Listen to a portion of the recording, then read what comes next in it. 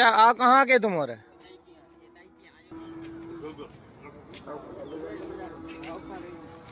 क्या कर रहा हो यार?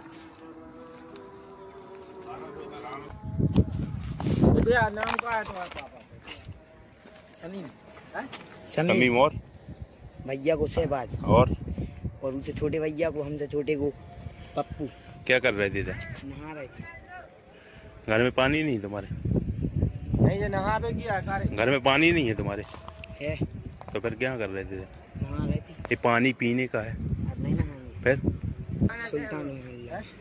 सुल्तानी मोहल्ला में तो ये पानी कहाँ जाता है? तो देखा कि महाराज जो तुम्हारे पूरे मुसलमान और टंकी में पड़ के नहा रहे तुम्हारा महाराज होते नहा के यार तुम्हारे ठेके कोरोना फैला। आपने फरमाया अगर काफिरों से ताल्लुक जरूरी भी है ना तो बस इतना ही है जैसे लैट्रीन के अंदर जाना मजबूरी है। अहले ईमान न बनाए अपने दोस्त काफिरों को। और जब आप कुरान मजीद खोलेंगे और देखेंगे सूरह तौबा सूरह नंबर 9 आयत नंबर 5, उसमें बराबर यही लिखा है कि जब भी आप काफिरों को पाओ वहां उनका कत्ल करो। जो तुम दोस्त बनाते हो ना काफिरों को दोस्त मत बनाओ। और दूसरे ही पैराग्राफ में उसमें लिखा था सूरह तौबा सूरह नंबर 9 आयत नंबर 5, उसमें लिखा है कि जब एहराम के महीने गुजर जाए उनको पकड़ो और उनको मारो। किसको? मुश्रिक, मतलब गैर मुस्लिम को जहां भी पाओ उनको कत्ल करो। इसी चीज के काफिरों से दोस्ती और मोहब्बत नहीं होंगी, वैसी दोस्ती और मोहब्बत और उल्फत जो मोमिनों से होना चाहिए।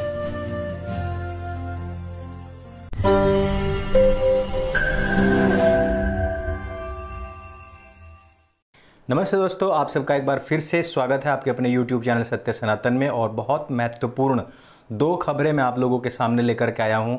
ये वो खबरें हैं जो अक्सर कर हमारा जो मेन स्ट्रीम मीडिया है उनको छिपा लेता है।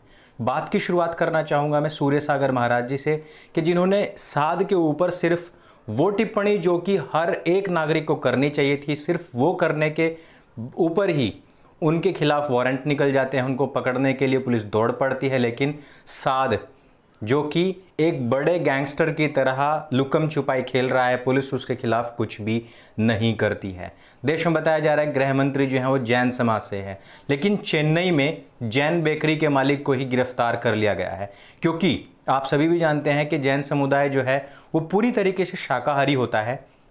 उनके यहाँ पर जो भोजन बनता है वो पूरी तरीके से शाकाहारी होता है और वहाँ पर हिंदू सनातन वैदिक सभ्यता के लोग ही अक्सर कर काम करते हैं। जैन बेकर्स एंड कन्फेक्शनरी के मालिक प्रशांत को चेन्नई पुलिस ने इसलिए गिरफ्तार कर लिया क्योंकि उन्होंने अपने विज्ञापन में नो मुस्लिम स्टाफ लिखवाया था। इससे एक धार्मिक भावना जो है, उन लोगों की जो भावना है वो आहत हुई है और इसके ऊपर ही 27 वर्षीय प्रशांत को धार्मिक भेदभाव वाले विज्ञापन छपवाने को लेकर के शुक्रवार को गिरफ्तार करवा दिया गया है। आरोप यह भी है कि उन्होंने व्हाट्सएप के ऊपर सर्कुलेट किया एक विज्ञापन जिसमें उन्होंने मुसलमानों को खुलेआम बदनाम किया है। अब बात यह है, दरअसल वास्तविकता यह है कि उसके ऊपर लिखा हुआ था made by Jains on order no Muslim staff. और इसका रीज़न ये होता है क्योंकि जो जैन लोग होते हैं वो नहीं चाहते हैं, उनकी अपनी एक मर्यादा है भोजन की, उनके जितने सख्त नियम है भोजन को लेकर के उतने शायद ही किसी के हों।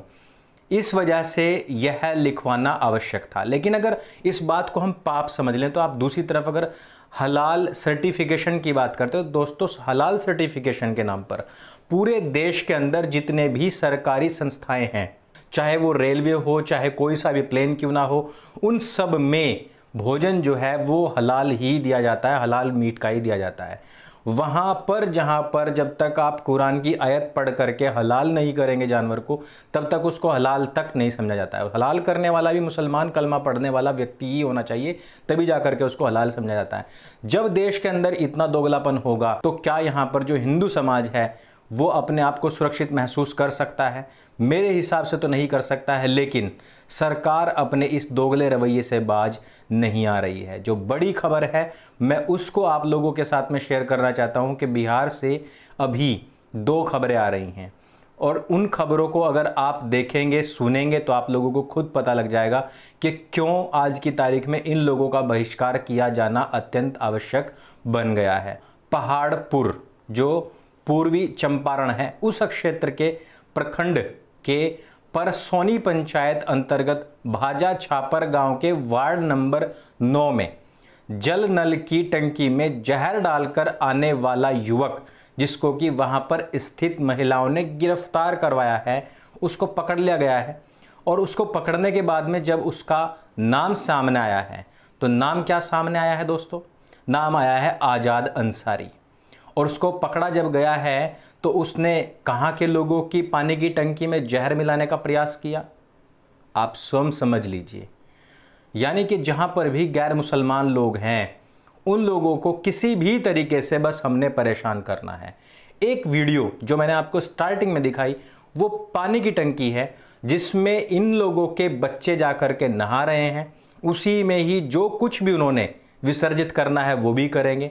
ऐसे समय में जब जल हो, कोई भी भोजन का पदार्थ हो, इवन जो टच करने वाली चीज़ें हैं उन चीज़ों से भी हम बच करके चल रहे हैं कि कहीं इससे बीमारी ना फैल जाए। और ये लोग हैं कि जो अपने बच्चों को जानबूझ करके ऐसे क्षेत्रों में भेजते हैं कि जहां पर या तो पानी की टंकी में जहर मिलाया जा सके या फिर पानी की टंकियों में खुद ही डूब करके नहाया जा सके।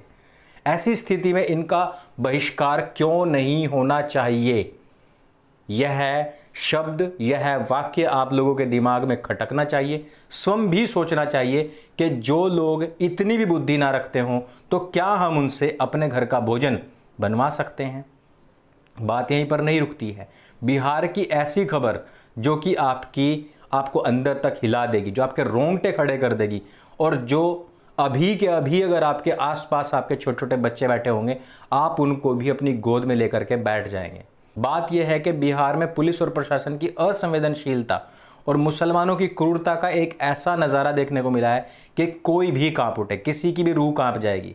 एक असहाय गरीब परिवार के बच्चे को मस्जिद में ले जा करके उसको मार डाला जाता है, उसके बाद में उसे नदी में फेंक दिया जाता है।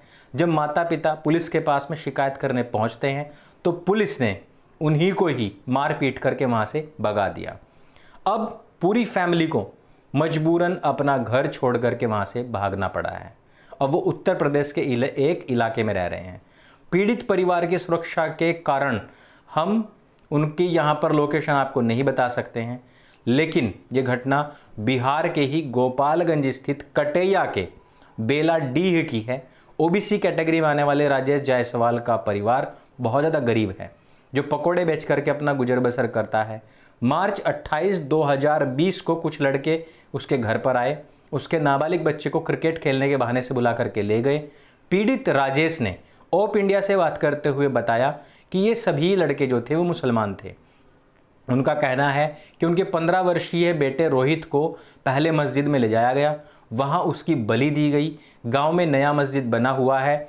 मुस्लिमों के बीच में चर्चा आम थी कि अगर किसी हिंदू की बलि वहाँ पर दे दी जाए तो मस्जिद बहुत ज़्यादा शक्तिशाली हो जाएगी और उसका प्रभाव भी बढ़ जाएगा, क्योंकि काफिर की हत्या बहुत जायज़ मानी गई है।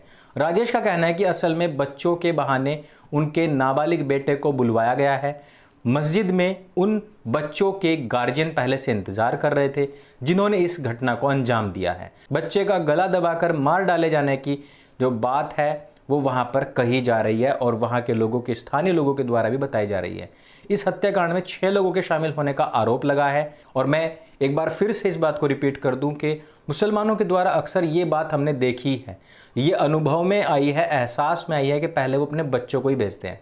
जैसे कि पानी की टंकी में नहाने के लिए बच्चों को भेजा जाता है, जैसे कि हिंदुओं के मोहल्ले में लड़ाई झगड़ा पैदा करने के लिए बच्चों को भेजा जाता है।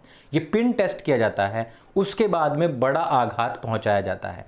इस मामले में पुलिस ने पीड़िताओं के साथ में दुर्व्यवहार किया। मैं एक पिन कमेंट में आर्टिकल दे रहा हूं आपको ओप इंडिया का, उसमें वो वीडियोस भी हैं जो इन लोगों ने पुलिस वालों का बनाया, जिसमें पुलिस वाले ही इन लोगों को गाली गलौज कर रहे हैं। और ये हमारा बिहार है जहां पर सुशासन बाबू हैं और यहां पर बहुत अच्छा सुशासन चल रहा है। राजेश का आरोप है कि पुलिस ने पोस्टमार्टम भी अपने मन मुताबिक ही बनवाई है। बच्चे के मृत शरीर को 2-3 मिनट के लिए अंदर ले जाया गया और पोस्टमार्टम के करे जाने की बात कह करके बाहर आ गए। बच्चे के मृत शरीर के साथ कोई भारी चीज बांध करके उसको नदी में फेंका गया था ताकि मृत शरीर तैरते हुए ऊपर ना आए। बावजूद इसके पुलिस राजेश से कहती रही कि वो बच्चे की दुर्घटना से होने वाली मौत को कबूल कर ले, यानी कि उन राजेश के ऊपर इस बात का दबाव भी बनाया गया। पुलिस लगातार इस मामले को दबा रही है और वहाँ के जो स्थानीय लोग हैं और ख़ास तौर पर पुलिस, वो उनके ऊपर गांव छोड़ने का दबाव बनाते रहे। और अक्सर कर हिंदुओं के साथ में यही होता है कि जब एक पहली चीज़ तो ये होती है कि उनका 1-2 बच्चा होता है, वो 1-2 बच्चा ही इस प्रकार से भेंट चढ़ जाता है। फिर उसके बाद में उनके लिए गांव में कुछ रहता नहीं है, उसके बाद उनको गांव का अपना पैतृक घर छोड़ करके भागना होता है। फिर उस घर के ऊपर कोई ना कोई अधिकार कर लेता है, कब्जा जमा लेता है, और फिर धीरे धीरे करके एक को, यानी कि जो पिछले दिनों राजेश को सलाह दे रहे थे, कोई थर्ड पर्सन उनको भी सलाह देगा कि अब तुम गांव छोड़ करके चले जाओ। और ये इसी तरीके का जो चेन है पूरा का पूरा, वो बदस्तूर जारी रहेगा। देश के अंदर इस तरीके की बहुत सारी घटनाएं होती रहती हैं, अक्सर होती रहती हैं, क्योंकि जो हिंदू है वो भी अपनी आदत से मजबूर है। वो भी गधे की तरह है कि जब तक 2 लठ ना लग जाएं तब तक उसको रास्ता ही दिखाई नहीं देता है। ऐसा हमें लगने लग गया है। लेकिन फिर भी ये वो खबरें हैं जो अक्सर कर मेन स्ट्रीम मीडिया में नहीं उठती हैं। आप लोगों तक पहुंचाने का जो जिम्मा है वो सत्य सनातन ने उठाया हुआ है। इस वजह से हम वो हर खबर जिसको मेन स्ट्रीम मीडिया दरकिनार कर देता है, हम आप तक अवश्य पहुंचाने का कार्य करते हैं और करते रहेंगे। आप हमारे इस गिलहरी प्रयास में अपना सहयोग अवश्य दें, इन वीडियोस को शेयर करें, लोगों तक पहुंचाएं और इस चैनल के बारे में अपने सभी दोस्तों, अपने सभी मित्रों के साथ में भी बातों को शेयर अवश्य करें। मेरे संग बोले सत्य सनातन वैदिक धर्म की जय। जय हिंद, वंदे मातरम।